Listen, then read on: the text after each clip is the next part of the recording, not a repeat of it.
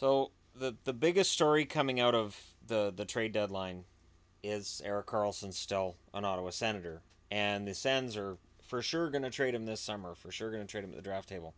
But Erik Karlsson himself came out today, and it's the first time he's talked to the media in over a week. He stayed away from the media. He won't talk to them for over a week. And what Erik Karlsson himself said was he wants to stay in Ottawa. He's open to signing a long-term deal to stay in Ottawa. So here's what you do if you're Pierre Dorion. You've got this huge public relations fiasco with Eugene Melnyk. You sit down with Eugene Melnyk. You sit down with Erik Karlsson, either together or apart. If their relationship's that acrimonious, then you do it apart. But if you can get them in a room together, the three of you sit and hash it out, and then the three of you go do a press conference and you announce Erik Karlsson will remain with the Ottawa Senators on July 1st. On July 1st, you go out and you go, we've signed an extension, because you can't sign an extension on a contract until it has 1 year left, and the contracts roll over on July 1st. No, I don't know. Wait, am I wrong on that? I'm pretty sure that's true, that he can't sign an extension until July 1st. Either way, Dorion needs to sit down with Melnyk and with Karlsson, because whether we like or dislike Melnyk, we're stuck with him. He's not selling the team. So they need to sit down and work this out, because while Erik Karlsson has not had a great year this year, absolutely he can get that back next season. He can get that back for the rest of this season. He is the identity of the Ottawa Senators, and he's still 27. He's not over the hill. Defensemen can play a long time. Look at Zdeno Chara.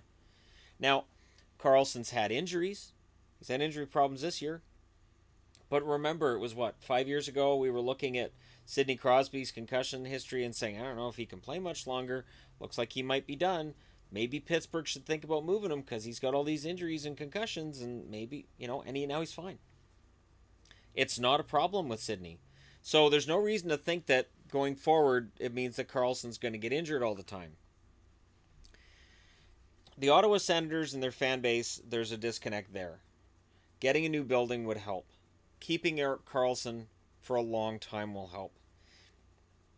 I have not liked this idea of just tearing it to pieces, and they really didn't. They made a couple of moves. They really didn't tear it to pieces, and I'm glad they didn't. Losing Phaneuf, losing Brassard, that can be absorbed in the offseason. That can be fixed in the offseason. And I really believe that Ottawa can fix this. I want Ottawa to fix this. Every time I watch an Ottawa Senators game, I can tell, even if Karlsson doesn't have the wheels right now because of his foot bothering him, even if he's having trouble getting his season going, he is as competitive as he's ever been. Live mics on the ice will tell you that. Anytime you hear yelling and screaming during a Senators game, it is very likely Erik Karlsson yelling. He might be yelling at a ref about a call that he missed, or a call that he made that he didn't agree with. He might be yelling at his teammates for a stupid play. He can yell at the opposition as well. He yells a lot. There's so much passion with Erik Karlsson. This is why the rumor was out there that Steve Yzerman would move heaven and earth to bring Erik Karlsson to the team and create a super team in Tampa. And maybe that's the long-term goal. Ottawa should sign him to a 6-7 year deal. And basically, because he said he's not taking a hometown discount, fine. Pay him what he's worth. I've always found that so weird that players want market value, and there's fans that'll say, oh, he's greedy. He wants market value. What's wrong with that? Ottawa's not exactly full of guys who are generational talents, franchise talents. They have Karlsson. Duchesne might get a raise at the end of his contract. How much of a raise is he going to get? I don't think it's going to be that much. The Senators don't like spending money, but they do. And Eugene Melnyk has a team that is, I believe the Senators are top 10 in cap hit right now in the NHL. Doesn't mean salary's top 10. Okay, sometimes that cap hit's high, but their actual salary's lower. But my point is, I really don't think that while we can all debate how we feel about the owner of the Ottawa Senators, the franchise and its fans should be able to keep their franchise player. And the other problem is this, the optics of your best player, I think he might be the best Senator ever. I mean, you could make an argument that Daniel Alfredsson holds that award. if they'd had playoff success with Alexei Yashin, he could have that title as well. But I would go with Erik Karlsson as the best senator they've ever had. If you have a really nasty public breakup with the best player you've ever had, it can affect how other players see your franchise and your team.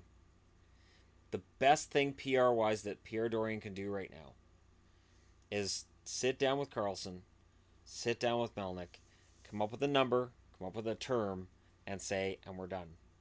July 1st, you come forward and you say, this is what we're doing. And then the other thing you can do is any free agents that you're going to sign on July 1st, because we do have that window now where teams are allowed to negotiate before the 1st, you could bring out a couple other players. You could say Karlsson's staying long-term, and hey, look, we just signed these guys. And I'm not going to say who, because we don't know who's going to be unrestricted as of July 1st. There's going to be buyouts. There's going to be guys who look like they'll be UFA who are going to get re-signed before the 1st. Guys who are going to get traded so they can get signed by another team before the 1st. But Ottawa can bring out Karlsson, bring out a couple of people that they've signed as free agents, and say, we are committed to building a winner here in Ottawa. And it would go a long way to fixing the public relation disaster that the Ottawa franchise has got themselves into. And the other suggestion I would give to both Dorion and Melnyk is stop talking about last year's Stanley Cup run. They made it to the conference championship. They were one goal away. That's great. But every time I see a press conference, I hear about that. You've got to put that in the past, because you have to look towards the future. Just say, this is our future. Erik Karlsson, we're committed to this guy, and we're committed to building a winner. And here's the other players we're bringing in. And talk about your prospects. Talk about how important it is to have Erik Karlsson there to bring along young defensemen. To how important it is to re-sign. You could re-sign Matt Duchene. Have him sit right next to Erik Karlsson. Double down. Say that Karlsson and Duchene are the cornerstones of this franchise moving forward. And just go from there. And I really think that would go a long way to fixing the public image of the Senators and their ownership. And I think it could go a long way to making it so we can just take this whole Erik Karlsson thing and make it a non-story again. But I'd be interested to know what you guys think in the comment section below. How long does Erik Karlsson stay a Senator is an important question if you're a Sens fan. And I like the Sens. I want to see them do well. Because usually in the playoffs, they give Montreal a headache. And any team that can give Montreal a headache, I am going to support. And they do have down years, up years, down years, up years. And they're scheduled for an up year next year. So they could be right back in the thick of it. But really, in order to get back into the thick of it, they have to fix this. But let me know your thoughts. Hit like and subscribe if you're browsing your way through. You just happened upon this channel. And thank you guys so much for watching. I'll talk to you again soon.